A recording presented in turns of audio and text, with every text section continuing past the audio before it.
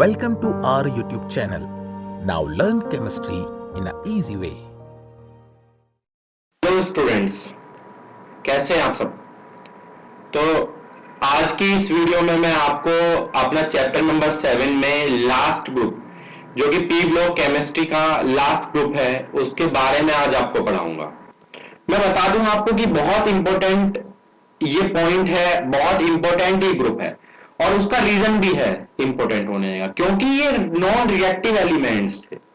Non reactive elements होने की वजह से इनकी रिएक्टिविटी तो किसी के साथ थी नहीं, लेकिन उन रिएक्टिविटी के बाद भी इन्होंने बहुत सारे ऐसे कंपाउंड बनाए जो कि रिएक्टिव थे। एलिमेंट ऐसे भी हैं जो रिएक्टिविटी शो कर रहे हैं और वे जो शो कर रहे हैं उनके ऊपर ही इन्होंने यहां पे जो है केमिस्ट्री के बारे में बताया है।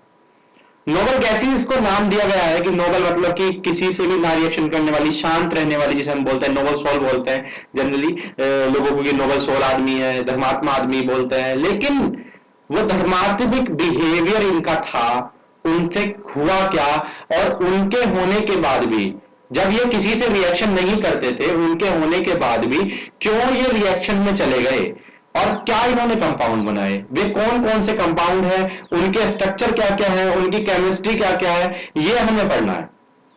और आपको बता दूं कि केमिस्ट्री में जहां कहीं भी आपको ये दिखेंगे, आपके दिमाग में एकदम आएगा कि नॉन रिएक्टिव है, रिएक्शन नहीं करते हैं, ठीक है, ये पॉइंट है, वो पॉइंट है। लेकिन यहां पे इस ग्रुप के तो हम जो आज पढ़ने वाले लेक्चर, इसमें सारा का सारा वो पार्ट खत्म हो जाएगा जो आपने आज तक पढ़ा है कि नोबल गैसेस किसी से रिएक्शन नहीं करती, नोबल गैसेस ये नहीं करती, नोबल गैसेस वो नहीं करती। यहां वे सब करेंगी।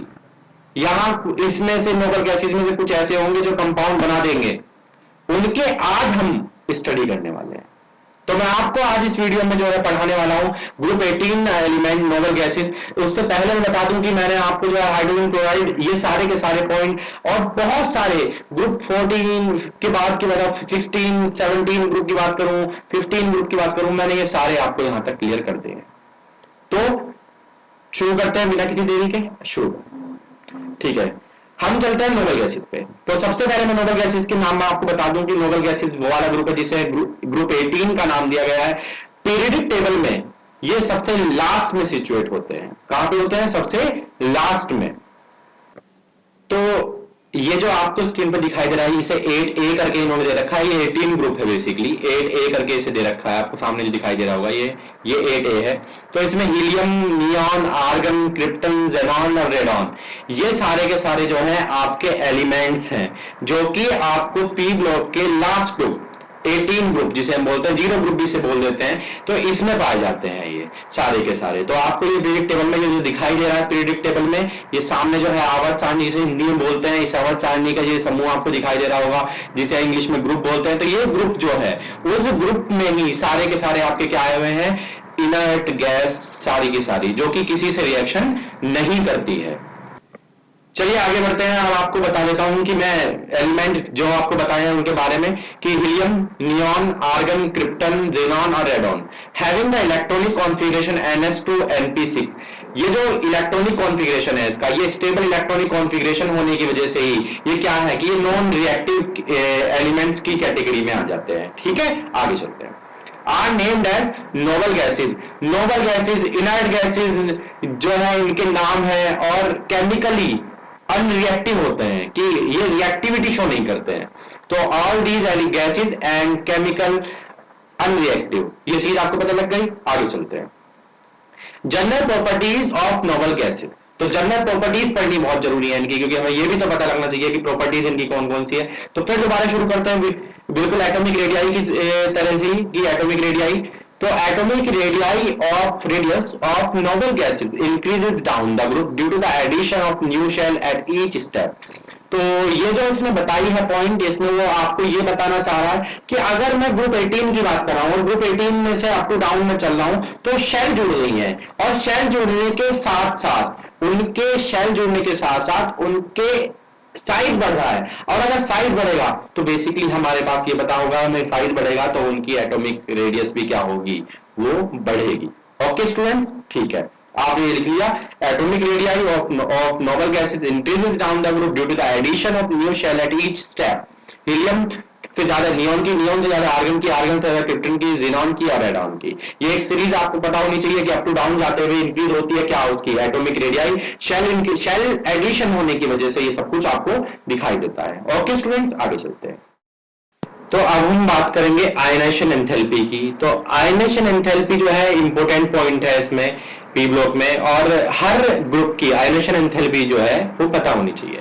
तो मैं बता दूं आपको ionisation enthalpy, they have very high ionisation enthalpy. High ionisation enthalpy यानी कि क्योंकि फील्ड ऑर्बिटल है इसके अंदर सारे के सारे पी ब्लॉक फील्ड होने की वजह से इसकी हाई आयनाइजेशन एंथैल्पी है, और हाई आयनाइजेशन एंथैल्पी की वजह से ही इनमें से इलेक्ट्रॉन को इजेक्ट करना क्या है, बहुत ज्यादा मुश्किल है। तो वो कह रहा है कि they have very high ionisation enthalpy because of completely filled orbitals. तो कंप्लीटली फिल्ड ऑर्बिटल की वजह से क्या है इनके अंदर की हाई आयनाइजेशन एंथैल्पी है। Ionisation enthalpy decreases down the group because of increase in size. अगर साइज की बात करेंगे, साइज बढ़ने के साथ साथ आपको क्या दिखाई देगा कि आयनाइजेशन एंथैल्पी क्या हो रही है, वो कम होती जा रही है। तो ionisation enthalpy decreases down the group because of increase in size, increase size होने की वजह से। आगे चलता हूं। Electron gain enthalpy. Because of stable electronic configuration, noble gas have no tendency to accept electron and therefore high large positive value of electron gain enthalpy. ये तो आप सबको पता ही लग गया कि इनके अंदर इलेक्ट्रॉन को सबमिट कराना, मतलब कि ऐड कराना जो है मुश्किल है, क्योंकि पहले से ही कंप्लीटली फिल्ड ऑर्बिटल है और अब उसके अंदर और ज्यादा इलेक्ट्रॉन लाना बहुत ज्यादा मुश्किल है। तो इसलिए वो कह रहा है कि पॉजिटिव वैल्यू है इसकी किसकी, इलेक्ट्रॉन गेन एंथैल्पी की, वो इलेक्ट्रॉन को ले नहीं सकती। आगे चलता हूं। Melting and boiling point. Due to the weak dispersion force, they have low melting and boiling point. तो low melting and boiling point इसका ये है क्योंकि इसके अंदर force of attraction की जो है वो weakness है, dispersion force लग रहा है इसके अंदर जो कि weak है बहुत ज्यादा, और weak होने की वजह से ही क्या है इसकी low melting and boiling point है आपको। तो ये चीज आपको पता लग गई, यहां तक बहुत ज्यादा इंपॉर्टेंट है, बिल्कुल इसे मिस ना कीजिएगा। इसमें से 2-4 क्वेश्चन आपको बिल्कुल मिल जाएंगे। जेईई नीट में तो बहुत सारे क्वेश्चन इससे आपको देखने के लिए आसानी से मिल सकते हैं। आगे चलते हैं। आगे इंपॉर्टेंट पॉइंट, क्योंकि अब तक आपने कभी भी ज़ीनॉन के कंपाउंड नहीं सुनेंगे, लेकिन आज ज़ीनॉन कंपाउंड बनाएगा आपने, इसमें जरूर बनाएगा वो। तो देखते हैं ज़ीनॉन फ्लोरीन कंपाउंड। तो ज़ीनॉन फॉर्म 3 बाइनरी फ्लोराइड, ठीक है, XeF2, XeF4 और XeF6, ये इसके बाइनरी कंपाउंड हैं जिन्हें वो बता रहा है। ज़ीनॉन के जो है 7 बाइनरी फ्लोराइड्स हैं, तो ये ज़ीनॉन के बाइनरी फ्लोराइड्स हैं। तो XeF2, ज़ीनॉन को आप फ्लोरीन के साथ 673 केल्विन और 1 बार प्रेशर के साथ अगर गर्म करेंगे तो आपको XeF2 मिलेगा। आगे ज़ीनॉन को अगर 2F2 873 केल्विन पर 7 बार प्रेशर पर अगर आप हीट करेंगे तो XeF4 होगा। सेकंड रिएक्शन में 1:5 के रेशियो ले रखा है हमने, 1:20 में अगर लेंगे ज़ीनॉन को 3F2 1:20 मिलेंगे, 573 केल्विन, और प्रेशर अब की बात बहुत ज्यादा बढ़ाना पड़ेगा, 60 से 70 के बार प्रेशर आपको करना पड़ेगा, तो आपको क्या मिलेगा XeF6। तो ये जो तीनों के तीनों आपने जो है बाइनरी फ्लोराइड्स देखे हैं, ये बहुत इंपॉर्टेंट है। इनमें से बनाने के लिए कई बार आया हुआ है कि ज़ीनॉन के फ्लोरीन के साथ जो है रिएक्शंस कंप्लीट करने के लिए बहुत सारी बार अलग अलग जगह पे अलग अलग ईयर में आपको देखने के लिए मिल जाएंगे। यूपी बोर्ड में भी आई हुई है, सीबीएसई बोर्ड में, आईसीएसई बोर्ड में। ये एक ऐसा ग्रुप है जिससे हर बोर्ड में क्वेश्चंस आपको देखने के लिए मिल सकते हैं। आगे चलते हैं। प्रॉपर्टीज, दूसरी बात, रिएक्शंस के लिए, रिएक्शंस की बात करूं तो रिएक्शन इसमें आज तक बहुत सारे आपको जो है स्ट्रक्चर बनाने के लिए भी आए हुए हैं। तो स्ट्रक्चर शुरू करते हैं। बहुत इंपॉर्टेंट स्ट्रक्चर, एक एक स्ट्रक्चर आपको अच्छे से पता होना चाहिए।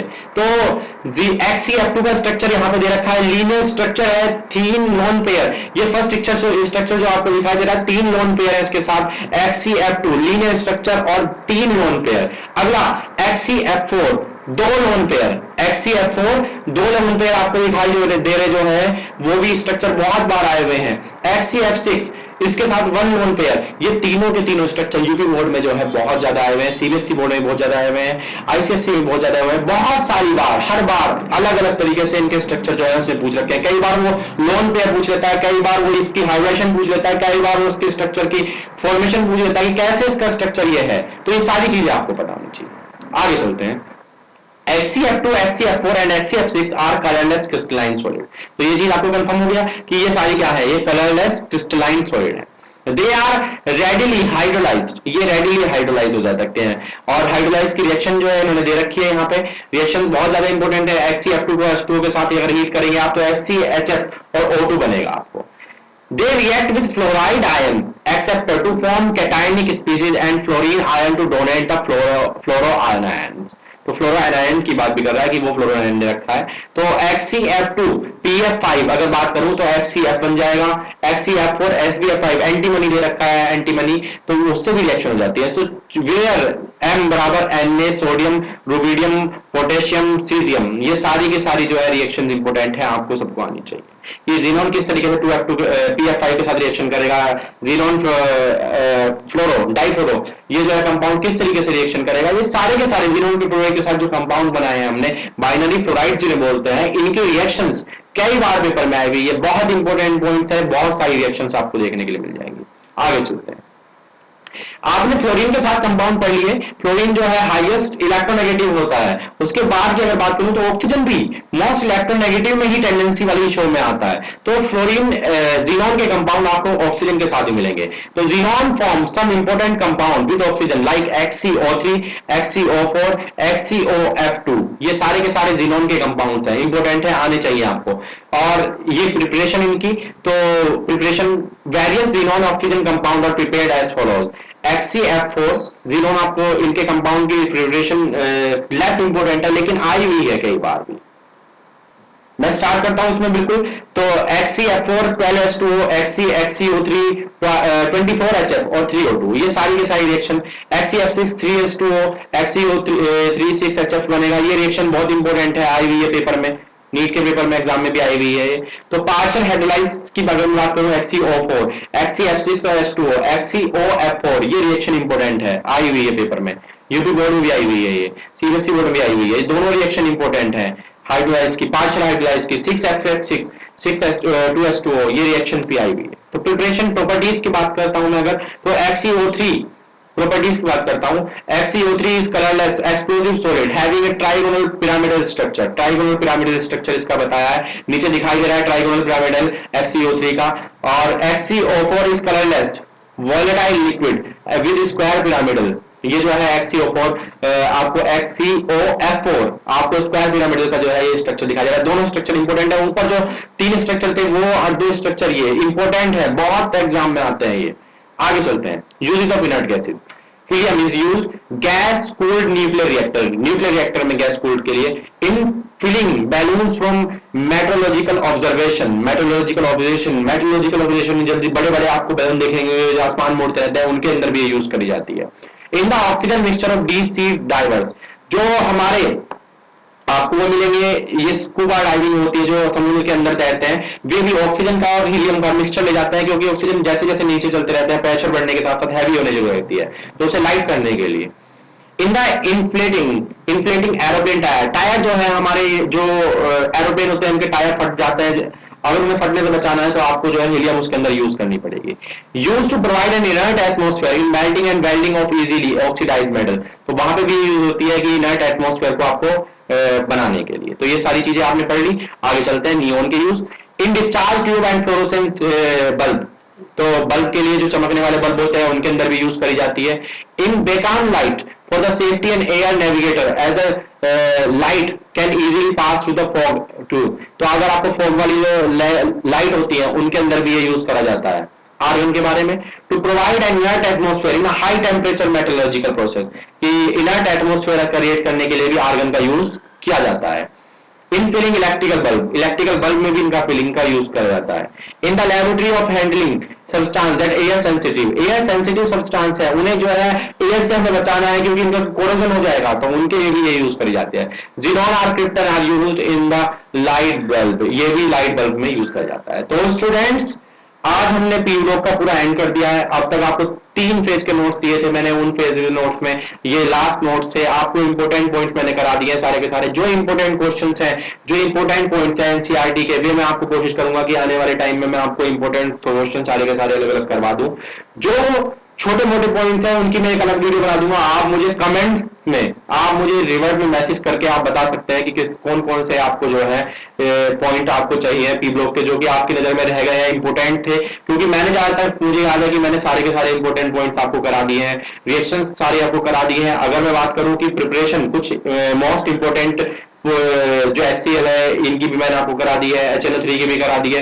अगर आप तब भी ये कहते हैं कि कॉन्टैक्ट प्रोसेस H2SO4 का, अमोनिया का, हैबर प्रोसेस का, आपको फिर दोबारा एक अलग से वीडियो जिसमें जो है कॉन्टैक्ट प्रोसेस, हैबर प्रोसेस, ये दोनों प्रोसेस की वीडियो अगर आपको चाहिए तो मैं उनकी एक नई वीडियो बना दूंगा, उसमें कोई इतना बड़ा इशू नहीं है। लेकिन आपको जहां तक पढ़ाया गया आप बिल्कुल एनसीईआरटी के क्वेश्चन करके देखिए, आईसीएसई बोर्ड की बुक्स हैं उनके करके देखिए, कोई से भी क्वेश्चन करके देखिए। ऐसा नहीं है कि आपने अगर से पढ़ा है अच्छे से तो आपको कोई भी पॉइंट मिस हो जाएगा।